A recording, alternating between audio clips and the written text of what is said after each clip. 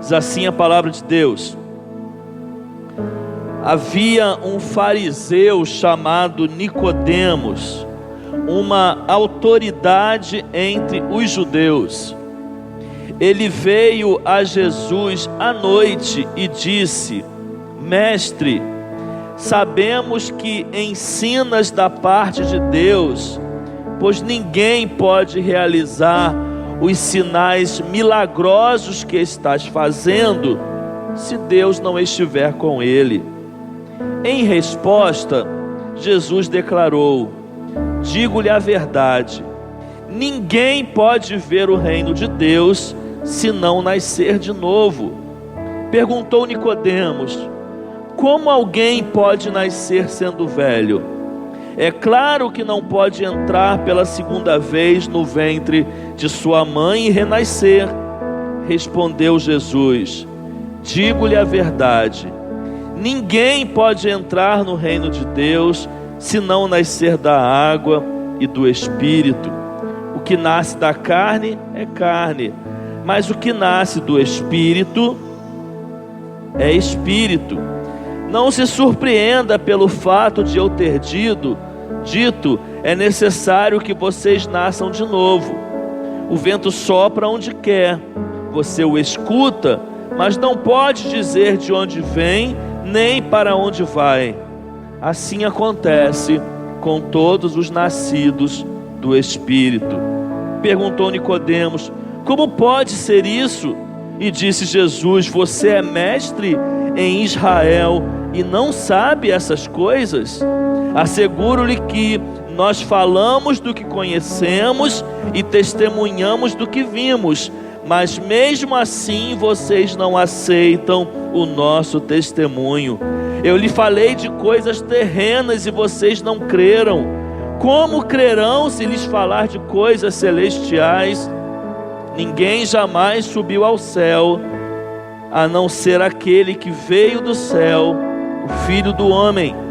Da mesma forma como Moisés levantou a serpente no deserto, assim também é necessário que o Filho do Homem seja levantado, para que todo que nele crê tenha a vida eterna.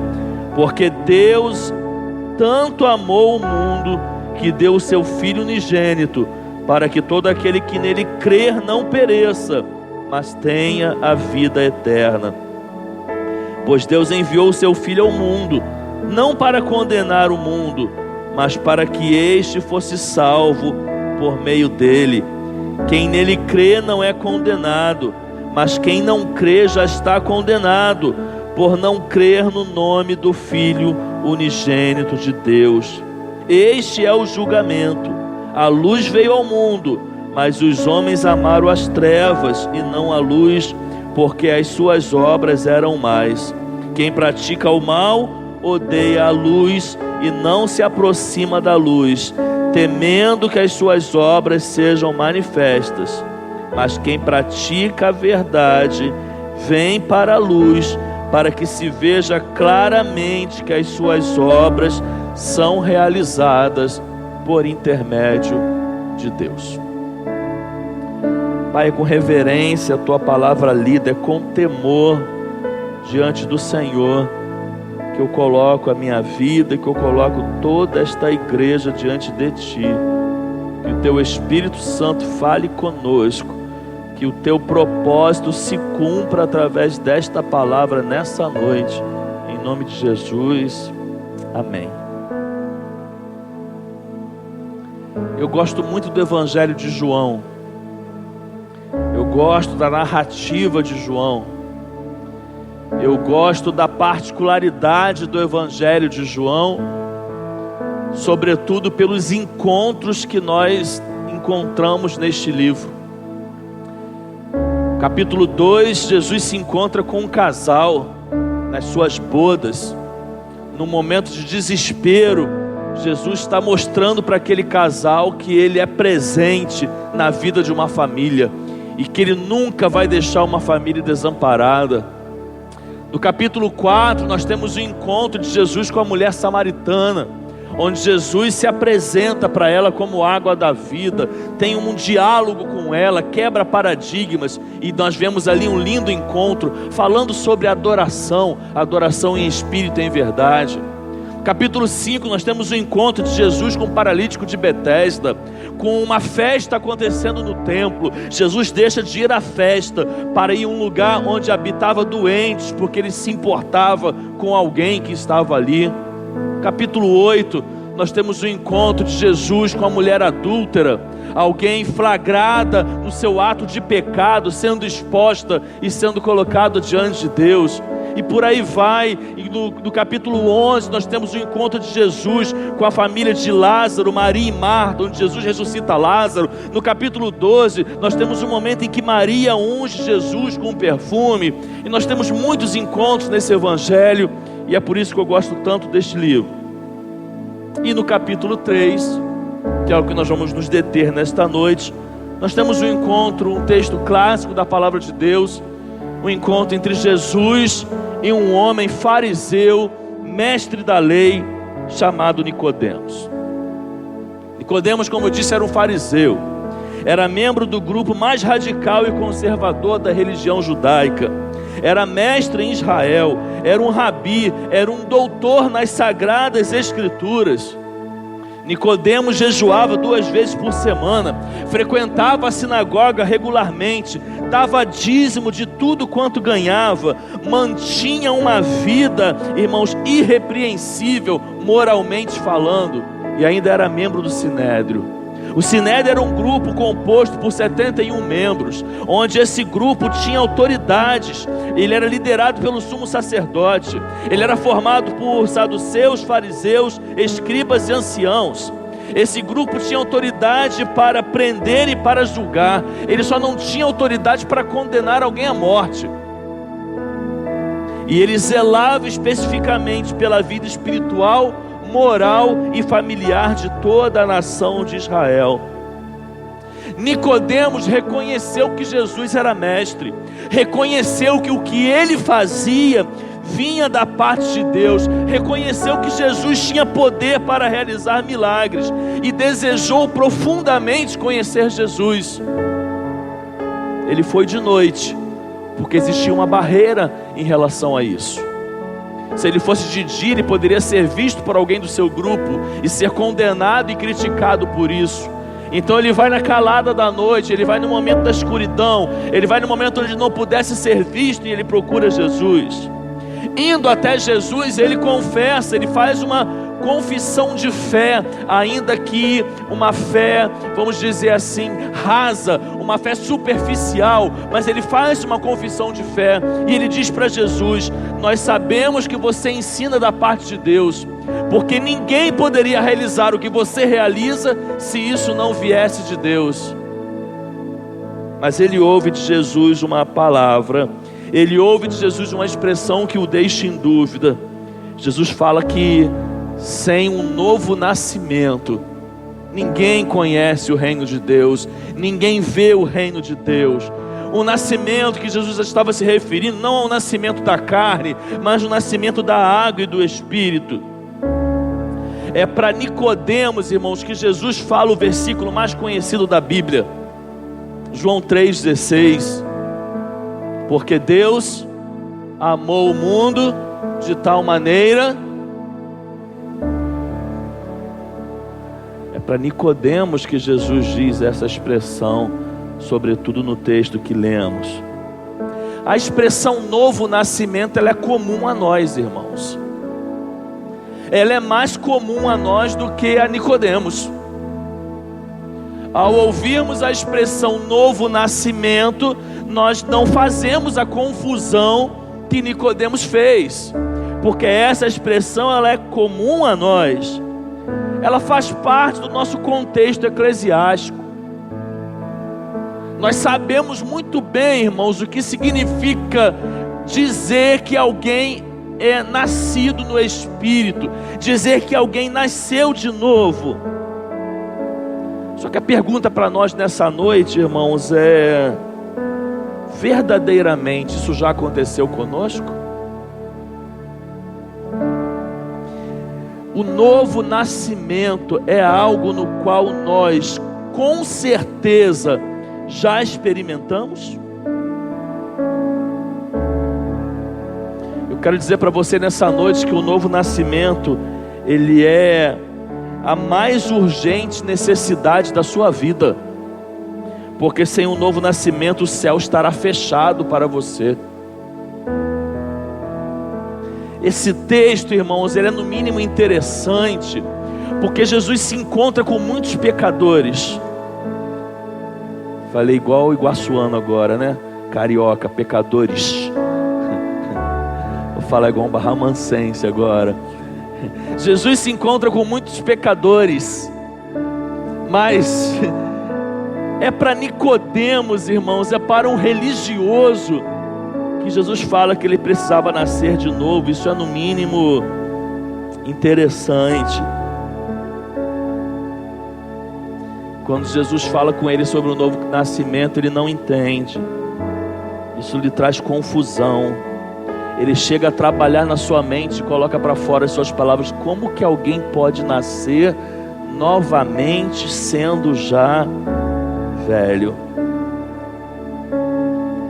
Não sei se você tem dúvidas quanto ao seu novo nascimento, mas eu quero essa noite refletir com você sobre isso. E essa primeira parte eu quero começar pensando com os irmãos o que não é um novo nascimento. Olha, nós vamos falar poucas coisas aqui, porque não temos muito tempo, mas o que eu vou dizer aqui, você pode ter certeza que verdadeiramente isso não é novo nascimento. E talvez você tenha alguma dúvida, que você seja esclarecido pelo Espírito Santo de Deus.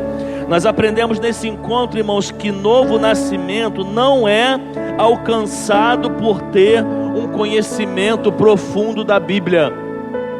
Novo nascimento não é conhecer as Escrituras. Novo nascimento não é ter um conhecimento amplo e exaustivo das Escrituras sagradas. No versículo 10, Jesus diz para Nicodemos: você é mestre em Israel e não entende essas coisas. E é o que acontecia com Nicodemos, irmãos. Ele era mestre. Nós podemos dizer, contextualizando, que Nicodemos era um doutor em Bíblia, porque naquele tempo existiam as Escrituras, que era o Antigo Testamento. E a função, irmãos, de um fariseu era ser um exímio conhecedor das Escrituras. Ele era mestre, ele era, podemos dizer assim, um doutor em Bíblia. Mas é interessante, irmãos, que ele era um doutor nas Escrituras, mas não estava salvo. Porque ser um conhecedor amplo das Escrituras não nos garante em si, em sua essência, a salvação.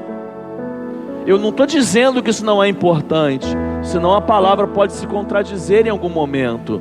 Daqui do púlpito, muitas vezes os irmãos me ouvem dizer da importância que é para um crente ser um conhecedor das Escrituras, ter um conhecimento da palavra de Deus, mas isso em si, irmãos, não garante a nossa salvação. Isso não é um exemplo absoluto de novo nascimento. A pessoa pode ser um exímio conhecedor das Escrituras e não estar salvo.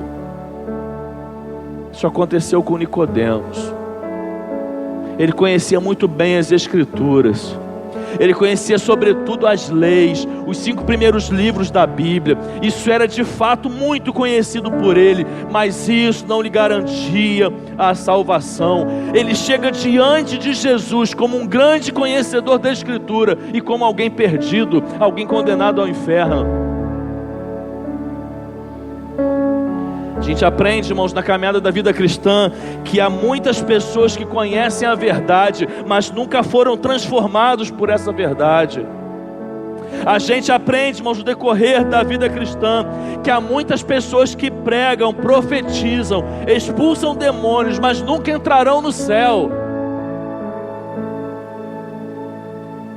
A gente aprende no decorrer da vida cristã que todo conhecimento que nós temos, ainda que seja das Escrituras, não é o suficiente para salvar a sua alma. Nicodemos era mestre e estava perdido.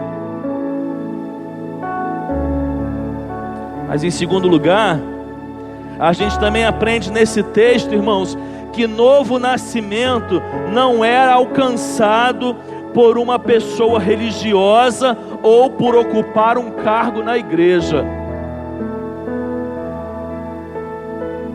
O fato de sermos religiosos e vivermos uma vida em cumprimento da religião e até mesmo ocuparmos cargos relacionados a essa religião não é em si uma garantia de salvação. Versículo 1, havia um fariseu chamado Nicodemos, uma autoridade entre os judeus. Nicodemos era fariseu, como eu já disse. Esse grupo, irmãos, dava relevada importância às observações externas da lei. Davam mais importância a isso do que a transformação no interior do coração. Por ser quem é, irmãos, digo isso sem sombra de dúvida, Nicodemos jejuava 2 vezes por semana. Frequentava a sinagoga regularmente. Dava o dízimo de tudo quanto ganhava. Moralmente não tinha nada que pudesse falar desse homem, mas ele não era salvo. Ele chega diante de Jesus como um religioso, como um cumpridor da lei, como alguém que tinha uma vida irrepreensível na prática da religião, mas como alguém que não estava salvo.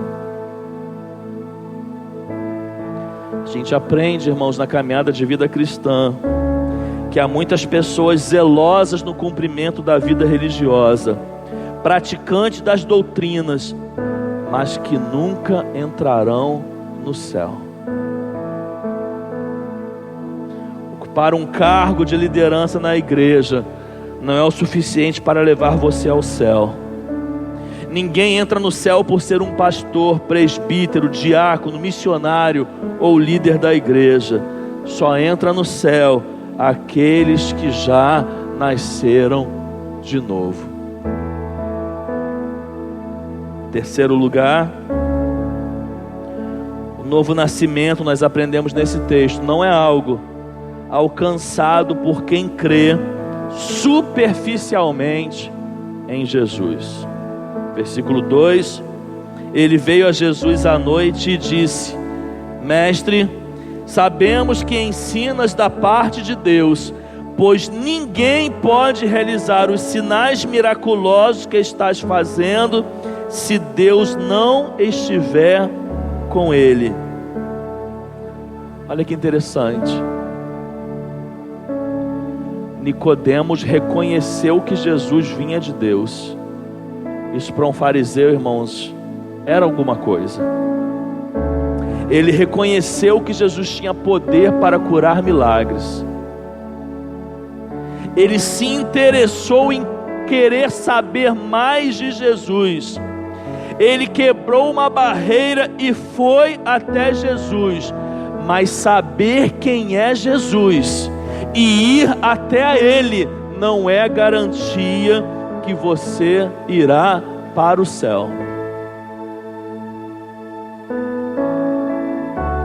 Espero não estar te assustando dizendo o que não é novo nascimento, mas em segundo lugar agora, o que é, irmãos?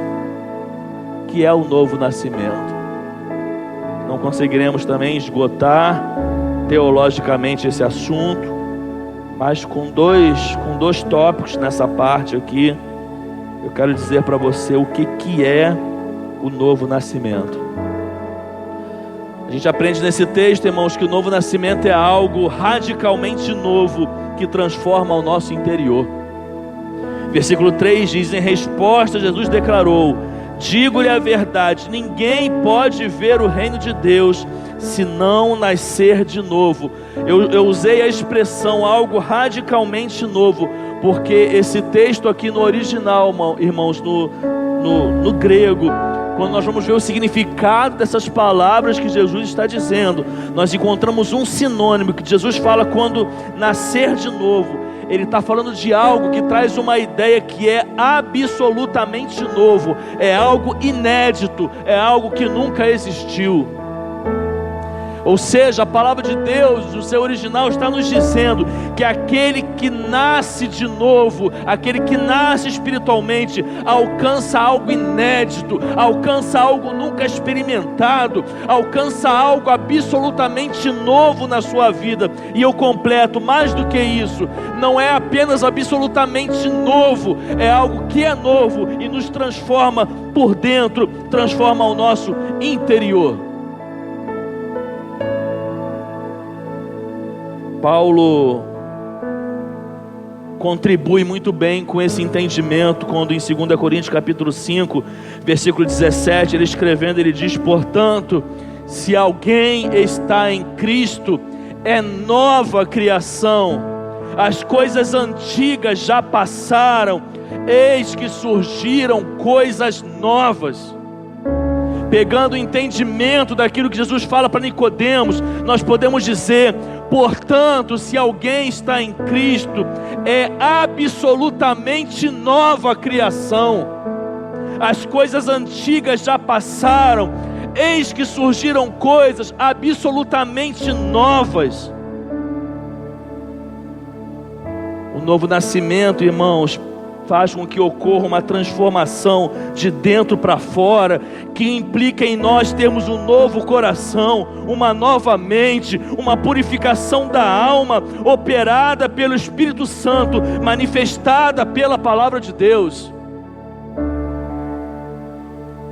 Segundo lugar, o novo nascimento é uma obra do Espírito Santo em nós.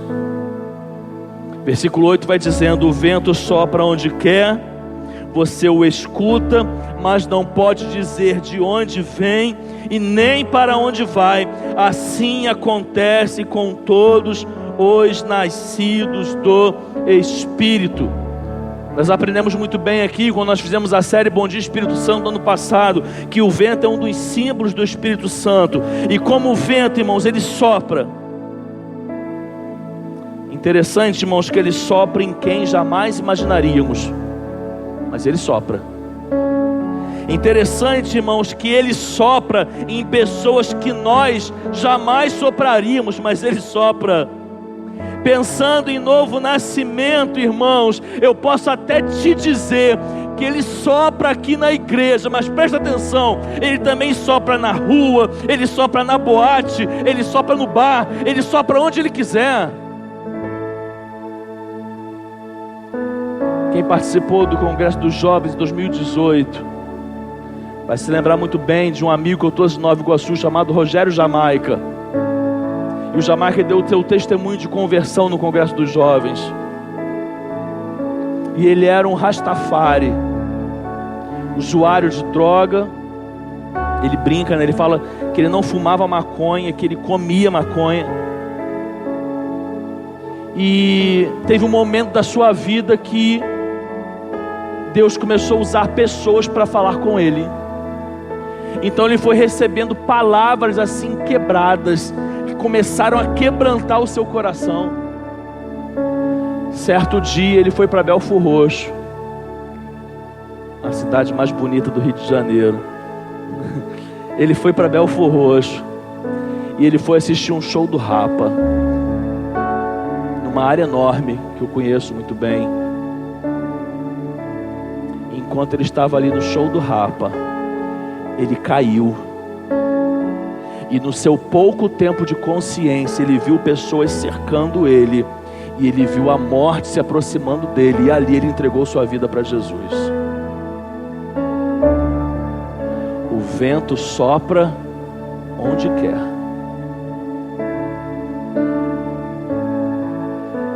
A igreja é um lugar de salvação. Glórias a Deus por isso. Mas ela não é o único. Se Deus tiver que alcançar pessoas na lama, Ele vai alcançar aonde quer que esteja. Porque o novo nascimento é uma obra do Espírito Santo em nós. Só que em terceiro lugar, irmãos, eu quero pensar com os irmãos na condição para esse novo nascimento. Porque nós vemos muito bem no texto que Nicodemos se confunde. Ele diz para Jesus: como que alguém poderia voltar a entrar no ventre de sua mãe? Jesus explica que o nascimento da carne é carne, mas o do Espírito é Espírito. Só que Nicodemos continua sem entender. Aí Jesus sabia que Nicodemos era, presta atenção nisso, Jesus sabia que Nicodemos era um conhecedor das Escrituras. E por conhecer as Escrituras, conhecia muito bem os 5 primeiros livros da Bíblia, que hoje nós chamamos de Pentateuco. E Jesus cita o quê? Jesus cita as Escrituras. Jesus cita um texto que Nicodemos conhecia muito bem, para poder fazer Nicodemos entender o que ele estava querendo dizer. Jesus cita nesse diálogo com Nicodemos, irmãos, Jesus cita Números capítulo 21. Você não precisa abrir sua Bíblia, eu separei aqui, vai aparecer ali os versículos principais. Olha o que diz Número capítulo 21, os versículos 4 e 6 e depois 8 e 9. Presta atenção. Partiram eles do Monte Or pelo caminho do Mar Vermelho, para contornarem a terra de Edom. Mas o povo ficou impaciente no caminho e falou contra Deus e contra Moisés, dizendo: por que vocês nos tiraram do Egito para morrermos no deserto? Não há pão, não há água, e nós detestamos esta comida miserável. Percebam que aqui o povo está murmurando, reclamando, e eles aqui falaram mal contra o pão que Deus enviava. Presta atenção que diz a continuidade. Então o Senhor enviou serpentes venenosas que morderam o povo, e muitos morreram. Deus castigou o povo pela murmuração. Mas olha o que diz depois dos versículos 8 e 9. Então o Senhor disse a Moisés: faça uma serpente e coloque-a no alto de um poste. Olha que interessante. Quem for mordido e olhar para ela, viverá. Moisés fez então uma serpente de bronze e a colocou num poste. Quando alguém era mordido por uma serpente e olhava para a serpente de bronze, permanecia vivo. A Bíblia se autoexplica, e o antigo faz analogia para o novo, e o novo faz analogia para o antigo. E esse texto aqui, Batista não gosta muito dessa palavra não, esse texto é um texto profético. A serpente de bronze, que seria levantada por Moisés e colocada no alto, para que aqueles que estivessem condenados à morte, porque foram picados pela serpente, ao olharem para ela encontrassem vida. Esse texto é um texto profético e faz uma analogia a Jesus. A serpente que pica, e a serpente que atacava o povo de Israel e os condenava à morte é o pecado. Porque o pecado sentencia todos à morte, mas a serpente que seria levantada e colocada no alto, e ao olharem para ela, fazia com que aqueles que estavam condenados à morte garantissem vida. É um texto profético fazendo uma analogia a Jesus. E Jesus agora cita isso aqui no seu diálogo com Nicodemos, porque Nicodemos era um grande conhecedor das Escrituras. Jesus está dizendo para Nicodemos: da mesma forma como Moisés levantou a serpente no deserto, assim também é necessário que o Filho do Homem seja levantado, para que todo aquele que nele crê tenha a vida eterna. Jesus foi levantado na cruz, tal como a serpente foi levantada no deserto, para nos trazer vida e nos livrar da morte. Assim sendo, irmãos, quais são as condições para o novo nascimento? Em primeiro lugar, é preciso reconhecer os seus pecados. Somente aqueles que sabem que possuem um veneno mortal chamado pecado é que correm desesperadamente para Deus, clamando por misericórdia. O pecado adoece e mata. A palavra de Deus vai nos dizer que o salário do pecado é a morte. Primeiro você reconhece que é pecador, depois você olha para Jesus. Antes da fé vem o arrependimento. Antes do arrependimento vem a convicção do pecado. Antes da convicção do pecado vem a consciência de que o pecado é maligno. Quero dizer para você nessa noite que o pecado é pior do que a pobreza. Ele é pior do que a doença e é pior do que a morte, pois o pecado pode nos impedir de entrar no céu. A pobreza pode ser terrível, mas ela não te impede de entrar no céu. A doença pode ser terrível, mas ela não te impede de entrar no céu. A morte pode ser aquilo que você não deseja, mas ela não te impede de entrar no céu. Agora o pecado pode te impedir de entrar no céu. O pecado é pior do que a pobreza. O pecado é pior do que a doença. O pecado é pior do que a morte. Segundo lugar, é preciso crer que Jesus levou sobre si os seus pecados na cruz. Essa é a segunda condição. Por que, irmãos, que Jesus foi levantado tal como a serpente no deserto? Jesus responde isso em João 3,16. Para que todo aquele que nele crê tenha a vida eterna. Cristo foi levantado na cruz, irmãos, para ser o nosso Redentor. Ele assumiu o nosso lugar como nosso representante e substituto. Quando Jesus estava na cruz, Deus lançou sobre ele todos os nossos pecados. Ele foi ferido e traspassado por nossas transgressões. Cristo se fez maldição por nós.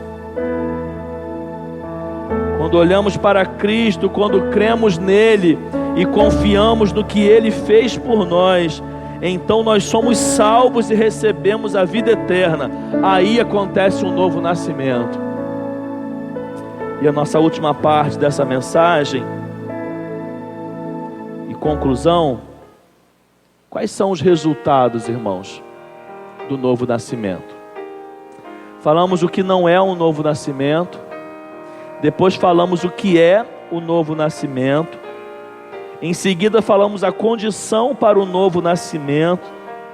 Eu quero encerrar essa mensagem nesse momento falando com você sobre os resultados do novo nascimento. Quando nós nascemos de novo, irmãos, nós somos livres da condenação. Esse é o primeiro resultado. Vamos falar novamente de João 3,16, na tradução que conhecemos. Porque Deus amou o mundo de tal maneira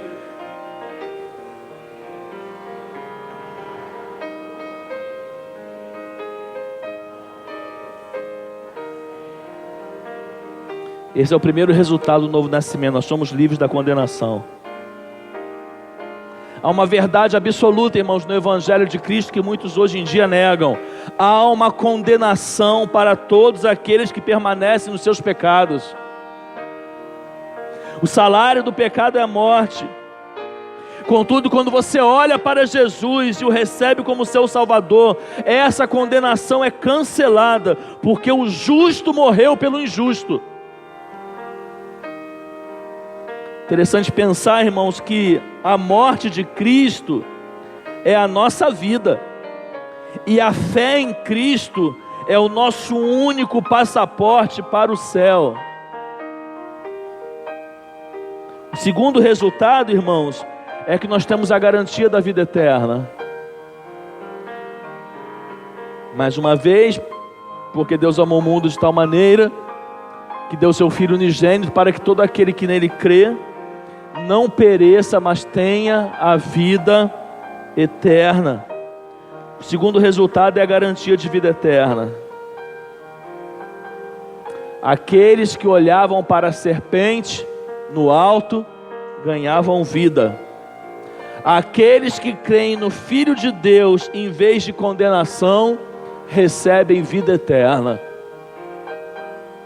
Em último lugar, terceiro resultado do novo nascimento em Cristo Jesus é a caminhada na luz.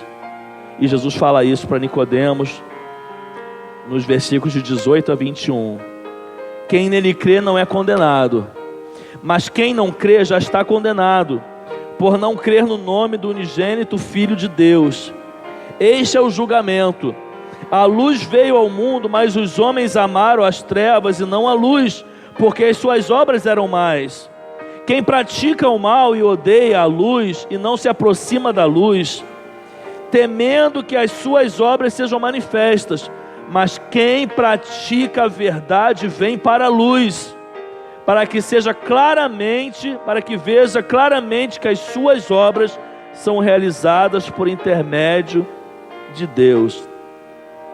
Irmãos, aqueles que nascem de novo e creem no Filho de Deus, têm mudado não apenas o seu destino, mas também o seu estilo de vida.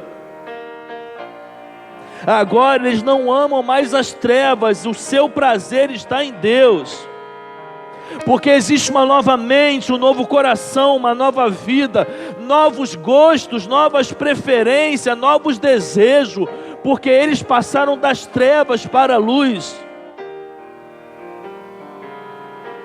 Nicodemos foi até Jesus para ter um diálogo teológico com ele, mas Jesus colocou diante dele a seguinte indagação: ou você vai para a luz, ou você continua na escuridão.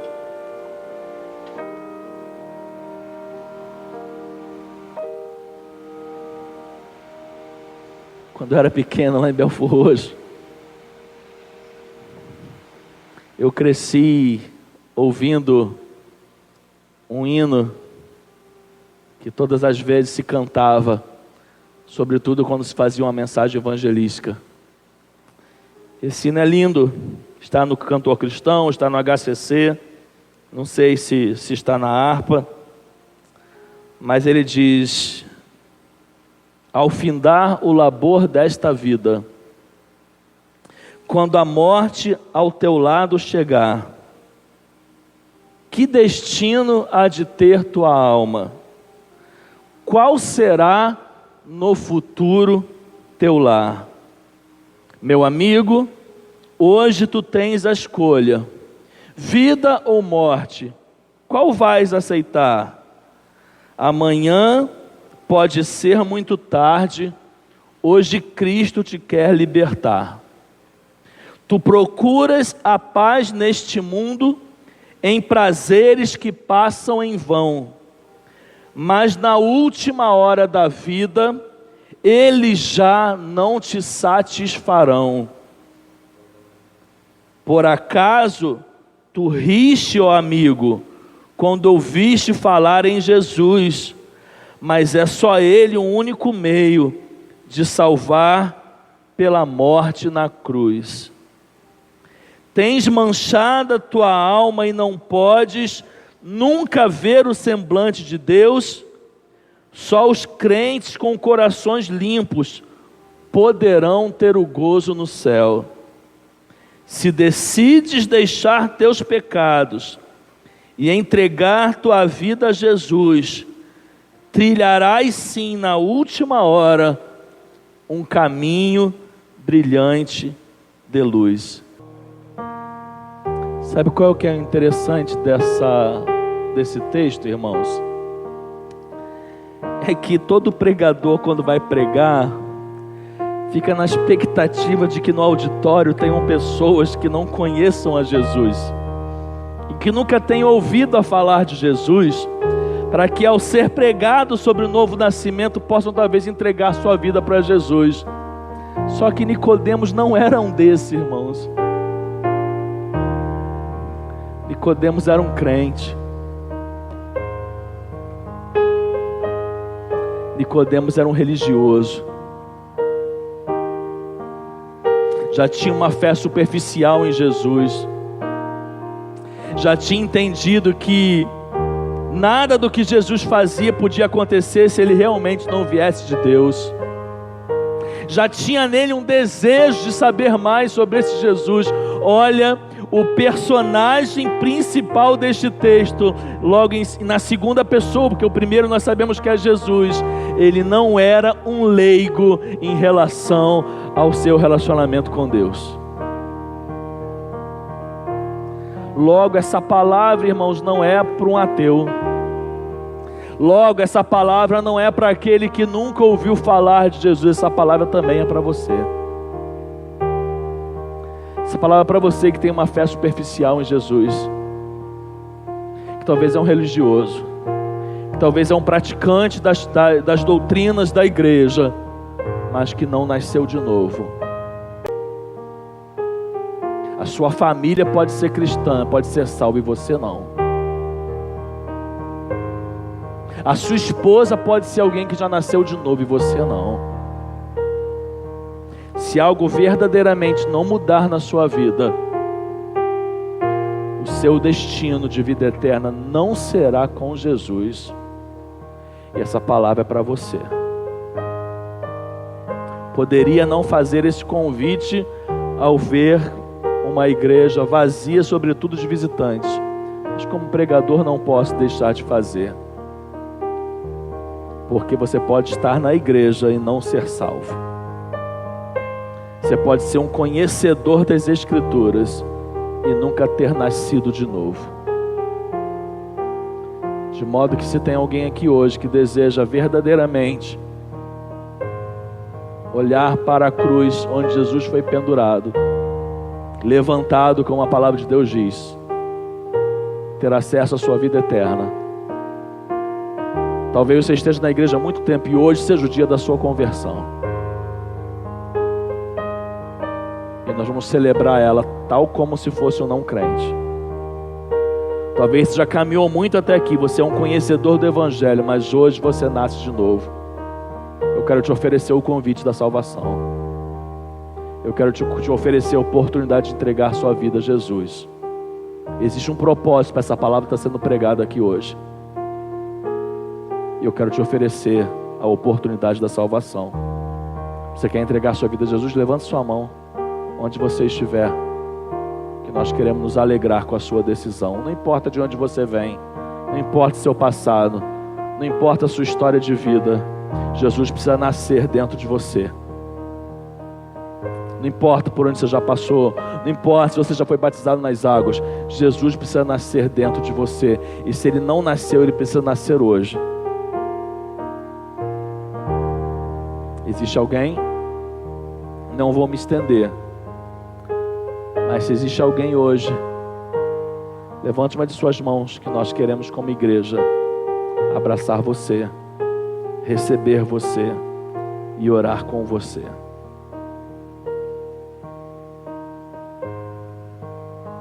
Se você está distante de Cristo também, deseja fazer nessa oportunidade o seu conserto, essa também é a sua oportunidade, é meu último convite. Levante sua mão onde você estiver, caso tenha alguém nesse caso aqui, nessa situação, que a gente quer orar por você. Não tendo, que possamos nos alegrar com a bênção da salvação, que possamos nos alegrar pelos resultados que temos como crentes nascidos de novo, e que possamos celebrar a Deus, celebrar a Jesus Cristo, e continuar caminhando a nossa vida cristã como crentes nascidos no Espírito, na água e no Espírito. Que Deus abençoe. Se você puder, aplauda o Deus dessa palavra.